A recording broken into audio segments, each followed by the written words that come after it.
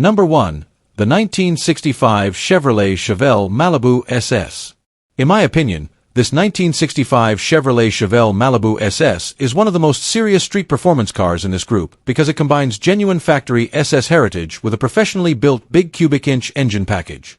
It is not simply a restored mid-1960s muscle car or a cosmetic clone trying to look the part. This appears to be a real 138 code SS car that has been transformed into a highly capable big block street machine while still retaining the style and personality that made the Chevelle such an icon. One of the biggest strengths of this car is its authenticity.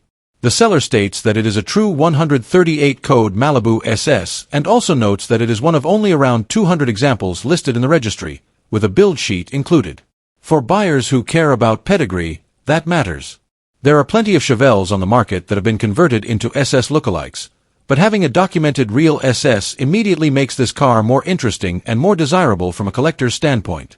Under the hood is where this Chevelle really separates itself from the crowd. Power comes from a Shafarov-built 427 cubic inch short block with forged internals, which already tells you this is not a mild weekend cruiser engine.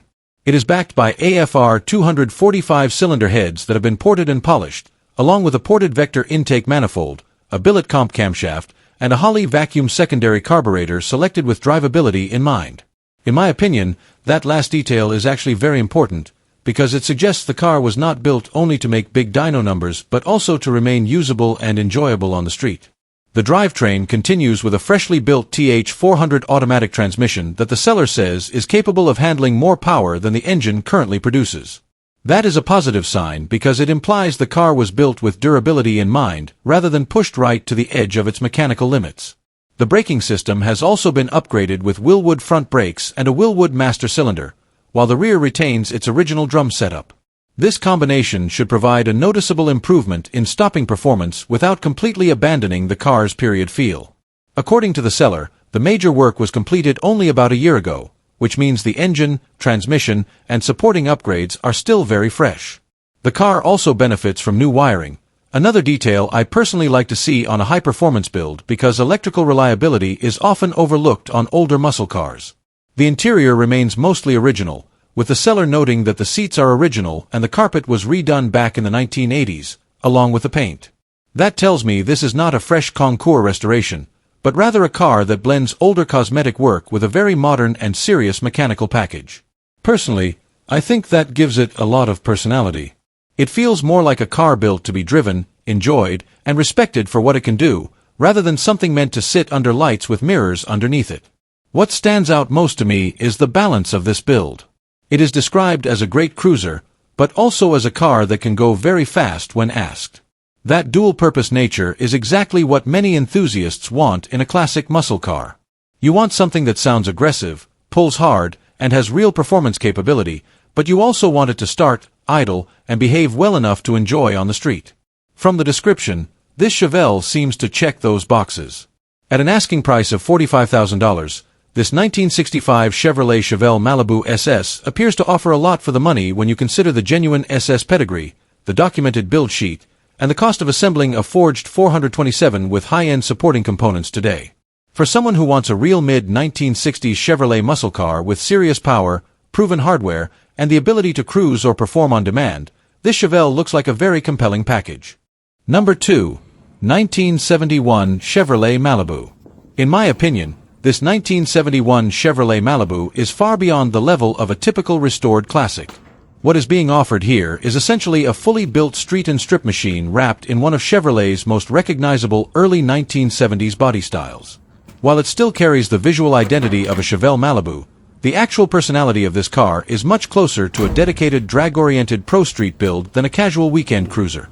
Located in Morganton, North Carolina, this Malibu is listed at $75,000 and reportedly has only 2,500 miles on the build.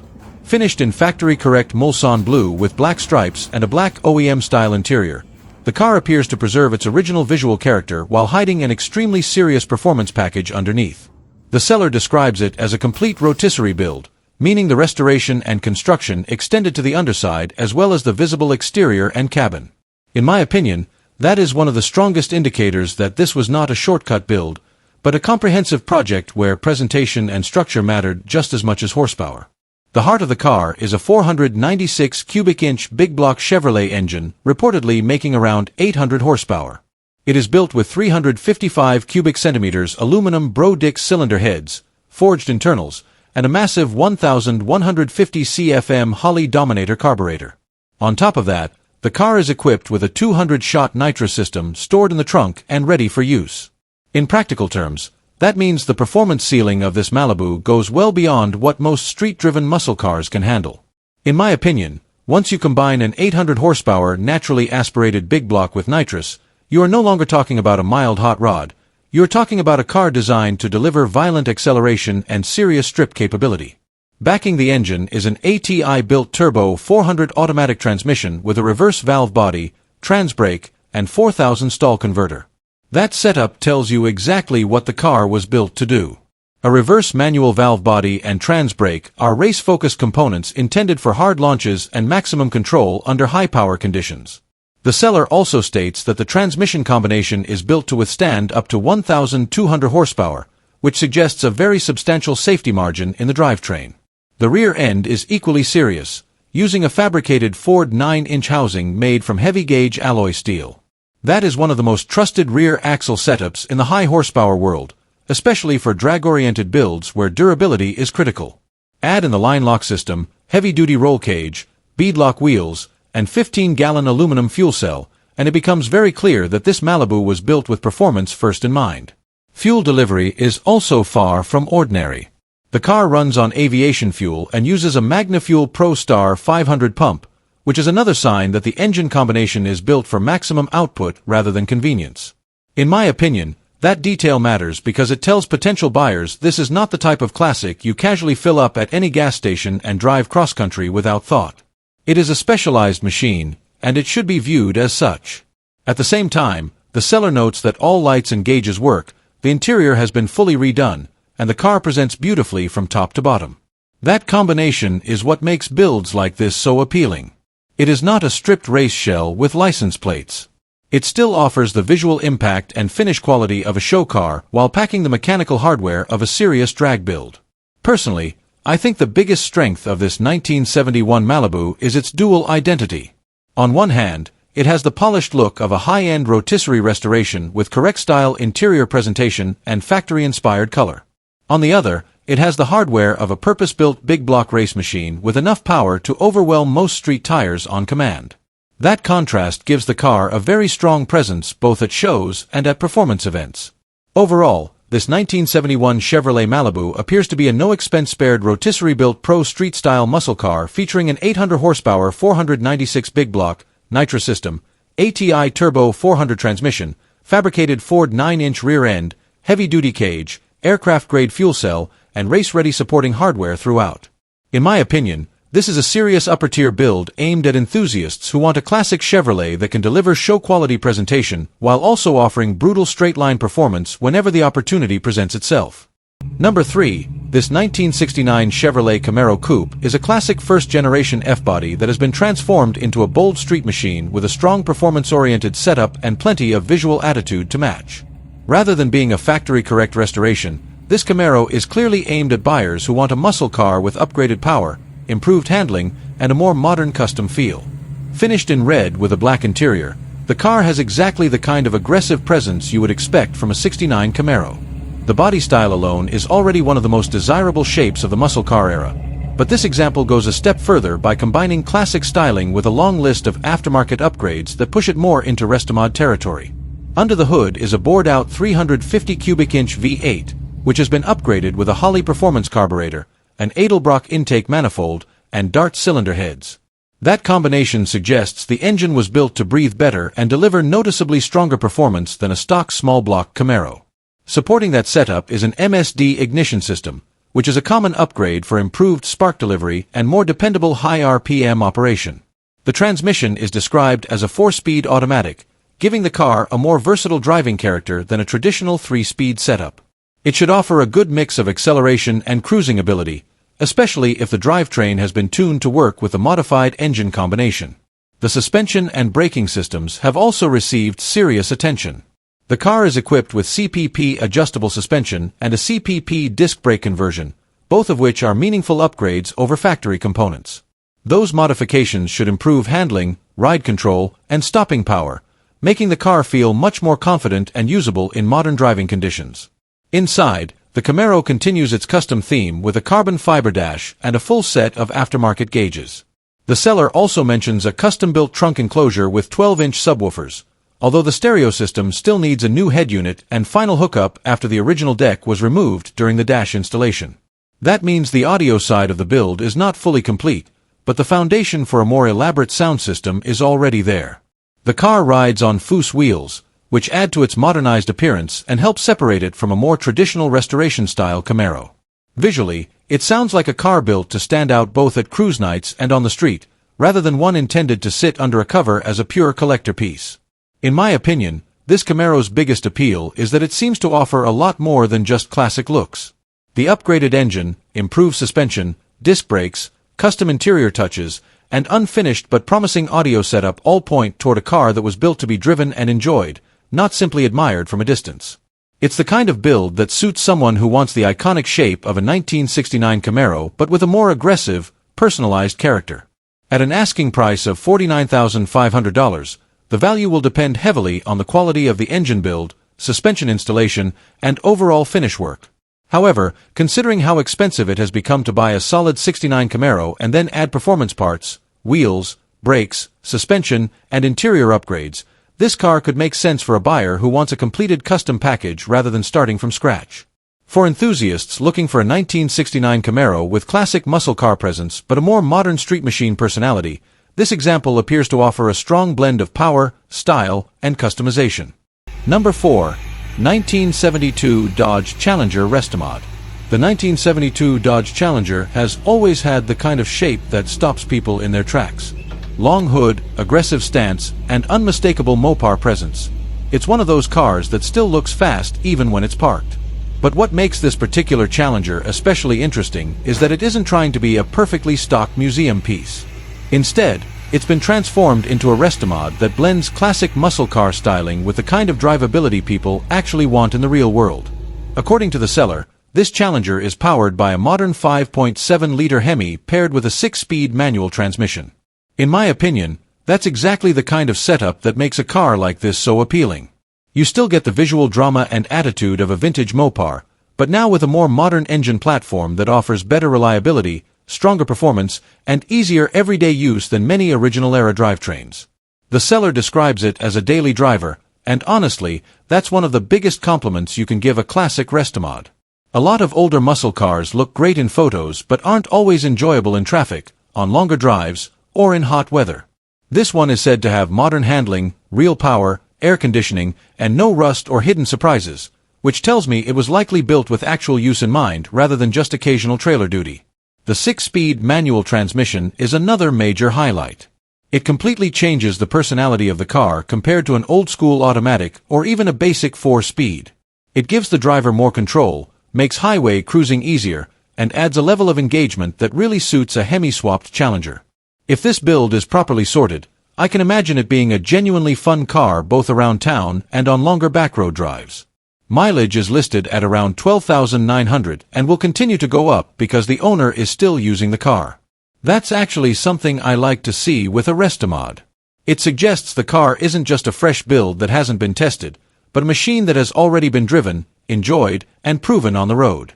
What I personally like most about this Challenger is the philosophy behind it. It doesn't sound like a car built for purists. It sounds like a car built for someone who loves the look of a classic Mopar but wants the comfort, confidence, and usability of something much newer. For many buyers, that's the sweet spot. Overall, I think this 1972 Dodge Challenger Restomod offers a very compelling package.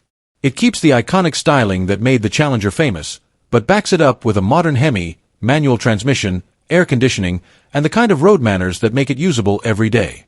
At an asking price of $50,000, it feels like the kind of classic you buy not just to admire in the garage, but to actually drive and enjoy whenever you want.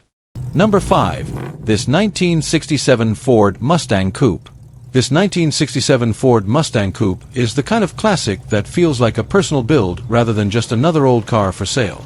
Located in Pasadena, Texas, and offered at $22,000 or best offer, This Mustang comes with a story that a lot of enthusiasts can probably relate to. According to the seller, it has been a 2-year project that was nearly finished, but life got in the way when their daily driver failed, forcing the sale of what was supposed to be the fun car. Under the hood is a 289 small block Ford the 5th 8 paired with an automatic transmission, which makes this Mustang a very approachable classic for someone who wants vintage style without the learning curve of driving a manual. The 289 has always been one of Ford's most respected small blocks thanks to its reliability, smooth character, and strong aftermarket support. It may not be the wildest engine in the muscle car world, but in a lightweight first-generation Mustang, it delivers exactly the kind of balanced performance most people want for cruising and weekend driving. One of the key upgrades mentioned in the listing is a front disc brake conversion, and that is a big plus. Early Mustangs are fun cars, but improving the braking system makes a noticeable difference in real-world drivability and confidence behind the wheel. The seller also says they have replaced almost everything, which suggests this wasn't just a quick flip or cosmetic cleanup. It sounds more like a project where time, money, and effort were invested into making the car dependable and enjoyable. Visually, the red exterior paired with a black interior is one of those combinations that just works on a 1967 Mustang. It gives the car a classic muscle-era look without trying too hard, and it's a color combo that will always have broad appeal. The coupe body style may not get the same spotlight as the fastback, but it still carries all of the signature first-generation Mustang lines that made these cars famous in the first place. What I like about this listing is that it feels honest.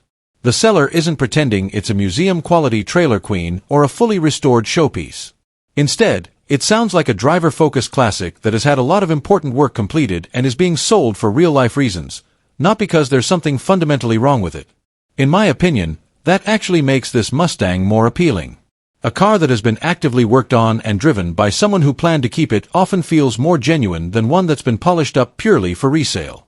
If the statement about replacing almost everything holds true, then this could be a very solid classic for someone who wants to get in, turn the key, and enjoy a first-generation Mustang without starting from scratch.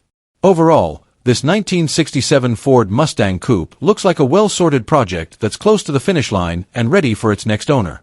It may not be a Concours-level collectible, but as a classic V8 Mustang with fresh parts, upgraded brakes, and a strong foundation, it has all the ingredients to be a very fun and usable vintage Ford. Number 6. The 1964 Chevrolet Corvette Convertible. In my opinion, this 1964 Chevrolet Corvette Convertible is exactly the kind of classic sports car that gets serious collectors and longtime enthusiasts excited, not because it has been heavily modified or over-restored, but because it appears to retain the qualities that make an original mid-year Corvette so special in the first place. This is the sort of car that speaks to buyers who value authenticity, documentation, and long-term preservation just as much as performance. Finished in red over a black interior, this Corvette has one of the most timeless color combinations you can put on a C2 body. The 1964 model year sits in a sweet spot within the second-generation Corvette lineup. It still carries the sharp styling and compact proportions that made the C2 such a landmark design, but it also has a cleaner look than the split-window 1963, giving it a slightly more refined appearance without losing any of the aggressive sports car character. Even parked, these cars have a presence that still feels special more than 60 years later. What makes this particular example especially appealing is its claimed matching numbers drivetrain. According to the seller, the 327 cubic inch V8, 4-speed manual transmission, and rear end are all original to the car. For Corvette buyers, that matters a great deal. Matching numbers cars tend to hold stronger long-term appeal because they preserve the mechanical identity the car was born with, and in the classic Corvette world, originality is often just as important as condition. The engine is rated at 300 horsepower, which in my opinion is one of the most attractive power levels for a car like this. It offers enough performance to make the car feel lively and genuinely exciting, but it still fits the personality of a street-driven Corvette rather than a high-strung race build. Paired with a 4-speed manual, this setup should provide exactly the kind of analog, connected driving experience that makes a mid-1960s Corvette so rewarding. You are not just steering the car, you are participating in it, working the gearbox, listening to the small block respond, and feeling the road in a way modern cars rarely deliver. The seller also notes that the car is equipped with a 3.36 positraction rear end, which is another strong detail. That gearing strikes a nice balance between performance and drivability, allowing the car to feel responsive without becoming unpleasant on longer drives. It suggests this Corvette was built to be enjoyed on the road, rather than treated purely as a static collectible. Another detail I find particularly attractive is the ownership history. The seller states that this was a one-owner car until roughly 4 months ago. That kind of long-term ownership can say a lot about how a car was cared for, especially when paired with the claim that most of the paint remains original. Original paint is something that can dramatically increase the appeal of a survivor-style Corvette because it tells a more honest story about the car's life than a fresh repaint ever could. It may not be flawless, but for many collectors, originality has a charm that perfection simply cannot replicate. The mention of nice bonding strips is also important, especially for Corvette buyers who know these cars well. Bonding strips are a key indicator when evaluating the integrity and originality of a fiberglass Corvette body. Strong original bonding strips can suggest that the body has not been heavily damaged or improperly repaired over the years, which is a major plus for anyone shopping in this segment of the market. The seller says the car runs and drives as it should, and that is exactly what I would want to hear on a car like this. A vintage Corvette does not need to be a trailer queen to be desirable. In fact, I think the best examples are the ones that still feel alive on the road. If this car starts well, shifts properly, tracks straight, and delivers the kind of sharp small block Corvette feel it was designed for, then it offers something far more valuable than just good photos. It offers an experience. The paperwork included with the car adds another layer of confidence, and the original date-coded radiator is a particularly nice bonus. Details like that may seem minor to casual buyers, but to someone who understands classic Corvettes, they help reinforce the authenticity and completeness of the package. At an asking price of $55,000, this 1964 Chevrolet Corvette Convertible is not positioned as a bargain driver or a project car. Instead, it looks like a well-preserved matching numbers mid-year Corvette with strong originality, desirable documentation, and a very appealing ownership story. Personally, I think that makes it one of the more compelling classic sports car offerings in this range. For a buyer who wants a real C2 Corvette with authentic character, manual shift involvement, and the kind of preservation that cannot be recreated once it is gone, this car has a lot going for it. Number 7. 1983 Lincoln Continental Mark VI Bill Blass Edition. In my opinion, this 1983 Lincoln Mark VI Bill Blass Edition is the kind of classic personal luxury car that appeals less to the muscle car crowd and more to buyers who appreciate originality, comfort, and period-correct elegance.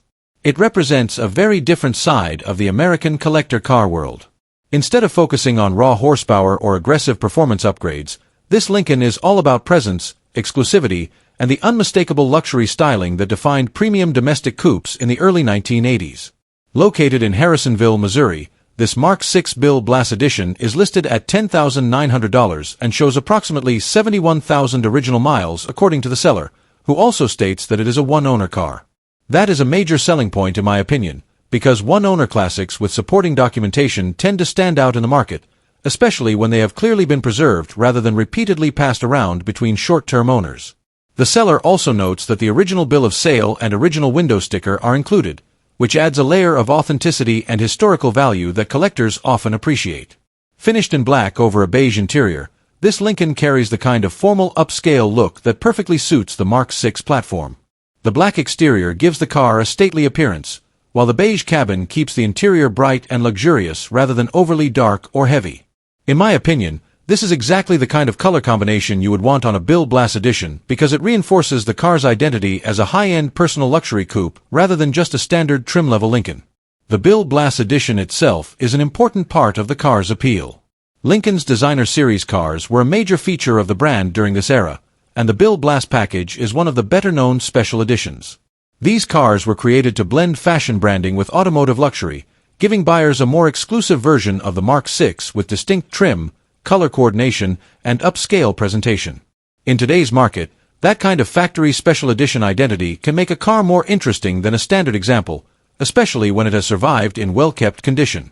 The seller describes this car as a garage queen, and based on the wording of the listing, it sounds like the car has been preserved with care rather than used as an everyday vehicle. The mention of cold air conditioning is also a meaningful detail. On a luxury coupe like this, functioning climate control matters a great deal because comfort was such a central part of the ownership experience when these cars were new. In my opinion, cold AC is one of those small details that makes a vintage luxury car much easier to enjoy in the real world. What makes this Lincoln particularly attractive is its originality. There is no mention of engine swaps, custom modifications, or major alterations, which suggests that the car remains largely as Lincoln intended. For a vehicle like a Mark VI, that is actually a strong advantage.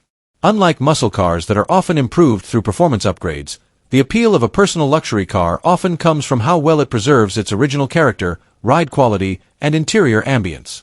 Personally, I think cars like this are often overlooked because they do not fit the traditional high-performance collector mold. But that is exactly what makes them interesting. A well-kept Mark VI Bill Blass edition offers a glimpse into a very specific period of American luxury motoring, when domestic automakers were still building large, comfortable coupes with plush interiors, formal rooflines, and designer branding. It is not a car for someone looking to dominate a stoplight race. It is a car for someone who appreciates cruising, originality, and the experience of driving something that feels unapologetically upscale in an old-school American way. At the asking price, it also presents a relatively affordable entry into the collector car world. Finding a documented one-owner luxury coupe with original paperwork, low mileage, cold AC, and special edition status at this price point is becoming less common. In my opinion, that makes this car appealing not only as a weekend cruiser, but also as a preservation-minded collectible for someone who enjoys unusual and well-kept survivors from the 1980s. Overall, this 1983 Lincoln Continental Mark VI Bill Blass Edition appears to be a highly original, one-owner luxury coupe with 71,000 original miles, cold air conditioning, factory documentation, and a well-preserved black and beige presentation. In my opinion, it is best viewed not as a performance car, but as a stylish and increasingly uncommon piece of American luxury history.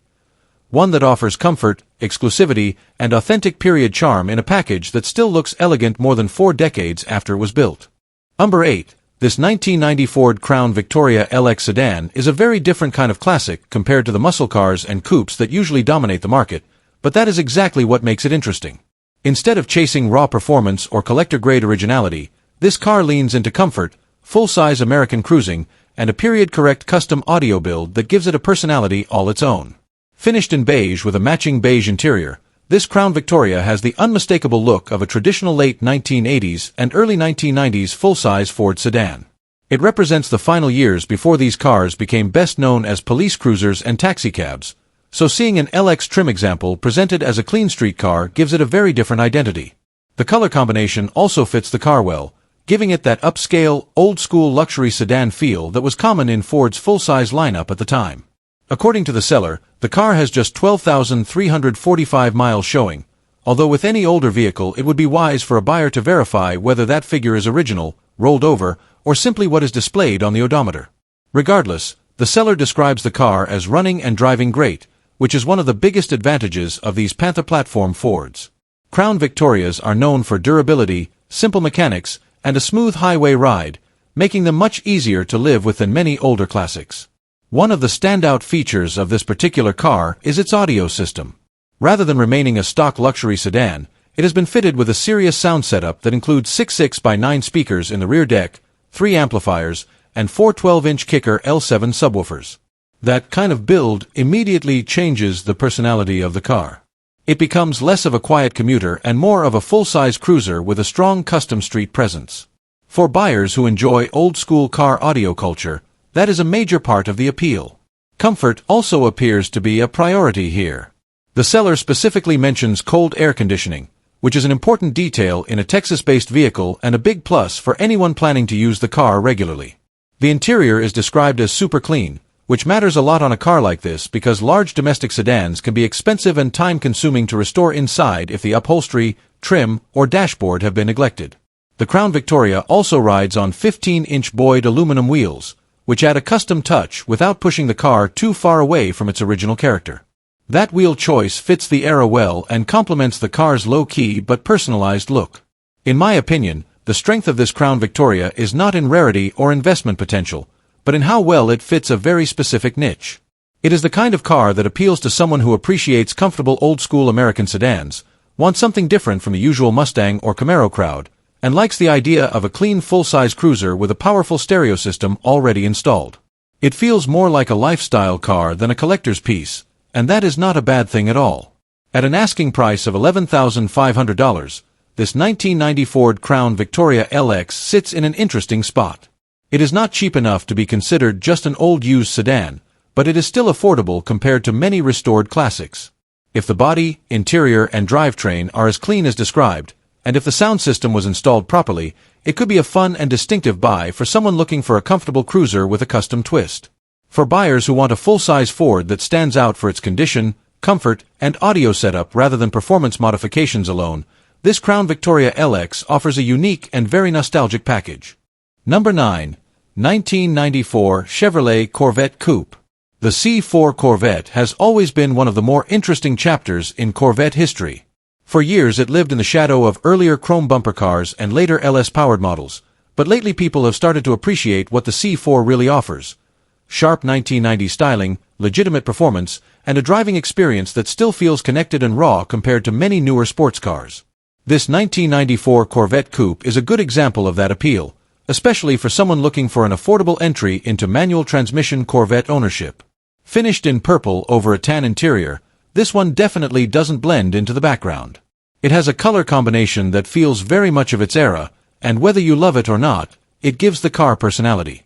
In a world full of black, red, and silver Corvettes, this one has a look that stands out immediately. One of the biggest selling points here is the 6-speed manual transmission. In my opinion, that alone makes this car much more desirable than an automatic C4. The manual helps bring out the character of the chassis and makes the car feel like more than just an older sports coupe. It becomes something you actually engage with every time you drive it. The seller describes the Corvette as being in overall good condition and says it runs and drives well. It's not perfect, and the listing is refreshingly honest about that. It needs spark plugs, will need tires soon, and the rear hatch is currently stuck and needs repair. The front seats also have some wear underneath the covers. Personally, I'd rather see a seller be upfront about those issues than pretend the car is flawless, because it gives a more realistic picture of what the next owner is getting. There are also a few modern touches that make the car easier to enjoy today, including an Apple CarPlay head unit and dual 10-inch subwoofers. Some buyers will love those upgrades, others may prefer a more original setup, but either way, they show that the car has been used and updated rather than simply parked away. At 138,000 miles, this isn't a low-mile collector piece, and the seller makes it clear that it shouldn't be mistaken for a perfect daily driver. That honesty actually works in its favor. This feels more like a solid enthusiast car or weekend project with good bones, not a fragile garage queen. What I like most about this Corvette is that it seems approachable. It's not priced like a museum car, and it doesn't need to be. For $10,000, you're getting a running, driving, manual C4 with a clean title, decent cosmetics, and enough personality to make it worth the effort. Overall, I think this 1994 Corvette makes the most sense for someone who wants a fun analog sports car they can improve over time while still enjoying it right away. Number 10. This 1964 Plymouth Valiant Signet 200. This 1964 Plymouth Valiant Signet 200 is one of those compact mopars that may not grab attention as quickly as a Roadrunner or a Cuda, but the more you look at it, the more it starts to make sense. Located in Texas and offered at $9,800, this Valiant represents a different side of the classic car hobby. Lightweight, simple, affordable, and built around the kind of honest driving experience that many enthusiasts actually enjoy most. The seller describes it as a real nice A-body Mopar, and that's an important detail because Chrysler's early A-body cars have developed a loyal following over the years. They're smaller, lighter, and often more nimble than the larger muscle cars that came later, which gives them a fun personality on the road. In this case, the seller even claims the car goes down the road better than most new cars, which is a bold statement. But if the suspension, steering, and driveline have all been sorted properly, it's easy to understand why a well-sorted classic like this could feel surprisingly composed. Power details aren't heavily outlined in the listing, but we do know the car is equipped with an automatic transmission, which makes it an easy cruiser and probably a very approachable classic for someone who wants something vintage without a lot of complexity. The seller also mentions that there's a long list of new parts, and that alone adds a lot of value in a car at this price point. With older vehicles, it's often not the purchase price that gets you, it's the long list of little things that still need attention. If this Valiant has already had much of that work completed, it could save the next owner both time and money. The styling is another part of this car's appeal. The gray exterior paired with a red interior gives it a distinctive look that feels very period correct without being overly flashy. It's not trying to be a high-dollar muscle car clone or a radical custom build. Instead, it comes across as a clean, straightforward vintage Mopar with a bit of personality and a lot of charm. Another detail worth noting is the mileage claim. The listing states that the miles are true, showing around 48,000 kilometers, which, if documented and accurate, would certainly add to the appeal. Low-mileage classics always attract attention, especially when they're paired with a car that has already received fresh parts and seems ready to be driven. In my opinion, this Plymouth Valiant Signet 200 is appealing because it offers a refreshing alternative to the usual muscle car formula. It's not the loudest or most valuable Mopar on the market, but it may actually be one of the more usable ones. It sounds like a car you could hop in, cruise comfortably, take to a local show, and enjoy without constantly worrying about the next expensive repair. Overall, this 1964 Plymouth Valiant Signet 200 looks like a solid little A body that offers vintage Mopar style, fresh mechanical attention, and a price point that still feels somewhat accessible in today's classic car market. For someone who wants a clean, easy-driving old-school Mopar without stepping into six-figure territory, this one makes a pretty strong case. Number 11. The 1985 Ford Mustang GT. In my opinion, this 1985 Ford Mustang GT is the kind of affordable fox body Mustang that makes a lot of sense for someone who wants to enter the classic American performance world without spending serious collector car money. It may not be a low-mileage showpiece or a fully restored example, but what makes it appealing is the combination of V8 power, recognizable 1980s styling, and a price point that still feels within reach for many enthusiasts. The 1985 model year is an interesting one in Mustang history because it sits right in the middle of the fox body era, a generation that has become increasingly popular over the last several years. For a long time, these cars were simply seen as used performance cars, but today they are being appreciated for what they really are: lightweight, simple, rear-wheel drive American coupes with huge aftermarket support and a very strong enthusiast following. That growing appreciation has made solid GT models like this more attractive than they once were. This particular car is powered by Ford's 5.0-liter V8, which is one of the biggest reasons fox body Mustangs continue to have such a loyal fan base. The 5.0 has always been known for its easy torque, unmistakable sound, and massive tuning potential. Even in relatively stock form, it gives the car the kind of personality that makes an old Mustang fun to drive.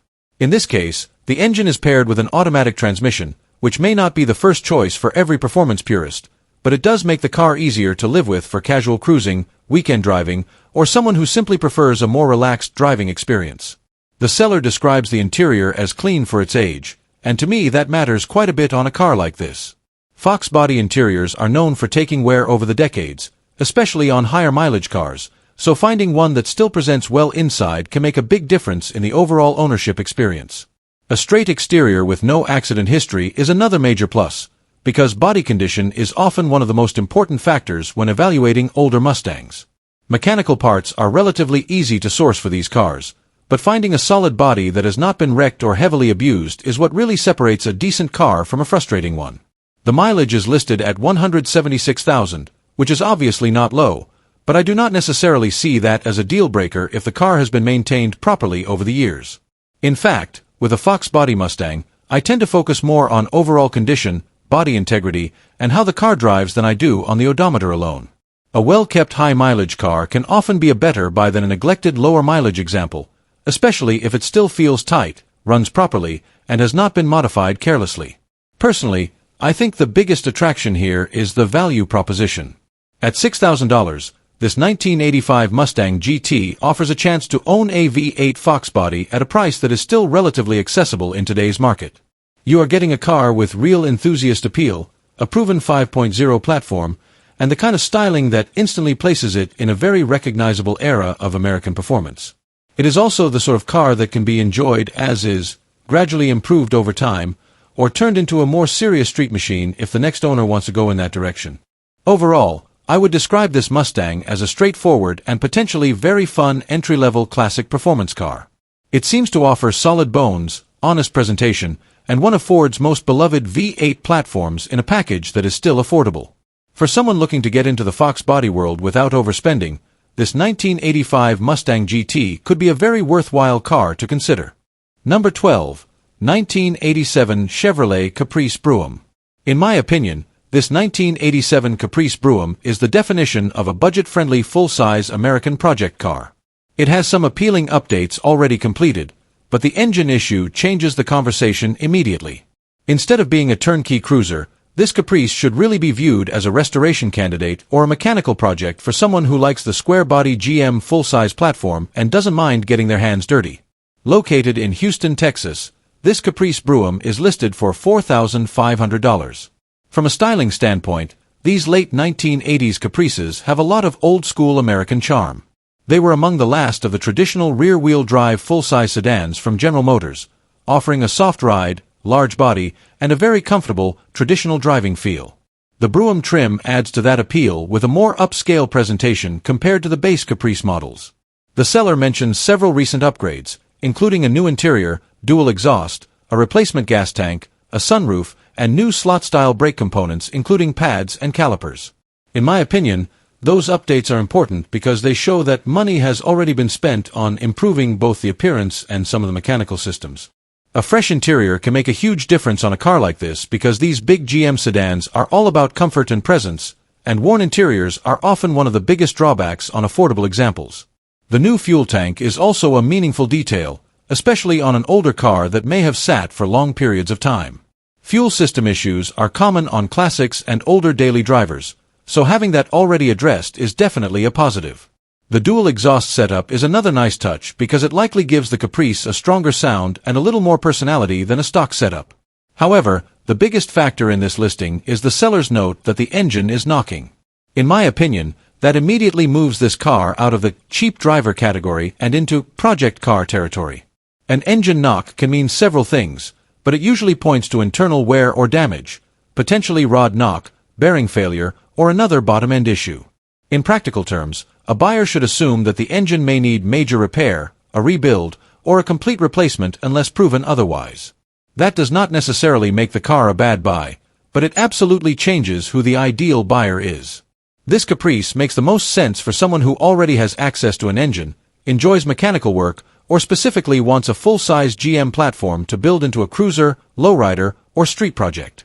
The good news is that these cars have a strong aftermarket and share components with many other GM full-size vehicles, which can make parts sourcing easier than on more obscure classics. Personally, I think the value here depends almost entirely on the body and overall structural condition. If the frame, floors, and body are solid, and the interior truly has been refreshed nicely, then the Caprice could still be a worthwhile project at the right price. But if rust, neglected suspension, or electrical problems are also hiding beneath the surface, then the engine knock becomes only one of several costly repairs. The brougham badge also adds a little extra appeal because it reminds buyers that this was intended to be the more luxurious version of the Caprice, not just basic transportation. These cars have a certain laid-back presence that makes them attractive to collectors who appreciate late analog American sedans. Overall, this 1987 Chevrolet Caprice brougham appears to be an inexpensive but incomplete classic project with some worthwhile upgrades already installed, including a new interior, dual exhaust, fuel tank, sunroof, and refreshed brake components. In my opinion, the engine knock is the defining issue and means the car should be purchased with the expectation of major mechanical work. For the right buyer, especially someone who likes big-body GM sedans and wants a restoration or custom platform, it could still be an interesting and affordable starting point. Number 13. This 1995 Ford Mustang GT Coupe is an affordable SN95-era V8 Mustang that seems to offer exactly what many buyers want from a budget-friendly American performance car: a rust-free body, a proven 5.0-liter drivetrain, daily driver usability, and just enough imperfections to keep the price grounded in reality. Finished in blue with a black interior, this Mustang has the unmistakable shape of Ford's mid-1990s performance era. The SN95 generation has steadily gained appreciation in recent years because it combines old-school small-block V8 character with more modern road manners than the Fox body cars that came before it. For a lot of enthusiasts, that makes the 1994 to 1995 Mustang GT one of the most appealing entry points into affordable V8 ownership. Under the hood is Ford's well-known 5.0-liter V8, paired here with an automatic transmission. That engine has long been one of the Mustang world's most popular power plants thanks to its durability, strong aftermarket support, and simple mechanical layout. Even in stock or lightly modified form, the 5.0 offers the kind of torque and sound that gives these cars their personality, and it remains a favorite among drivers who want something easy to maintain and easy to modify. The seller states that the car has 148,101 miles and is still being used as a daily driver, which is often a good sign in one important way. It suggests the car is not sitting broken or neglected. Instead, it is still being driven regularly and is apparently dependable enough for day-to-day use. That alone gives this Mustang a different feel from many low-priced project cars that need immediate mechanical attention before they can even leave the driveway. One of the strongest details in the listing is the claim that the car is rust-free. On a 30-year-old Mustang, especially one from the Midwest, that can be a major selling point. Rust is one of the biggest long-term threats to value and usability in any older performance car, so a clean body can often matter more than cosmetic flaws or minor non-working accessories. Speaking of flaws, the seller is fairly upfront about the issues. The air conditioning, cruise control, and horn are currently not working, and the roof has some sun fade. Those are not insignificant concerns, but they are also the kind of imperfections many buyers can live with at this price point, especially if the drivetrain and body are solid. In fact, that honesty in the description makes the listing feel more realistic and easier to evaluate. In my opinion, this Mustang's biggest advantage is that it appears to be a real, usable driver rather than a half-finished project. It may not be perfect, and it definitely shows its age in places, but it still sounds like the kind of car you can buy, enjoy immediately, and improve gradually over time. That matters a lot in the lower end of the classic and enthusiast market. At an asking price of just $5,800, this 1995 Mustang GT looks like a very accessible way into V8 Mustang ownership.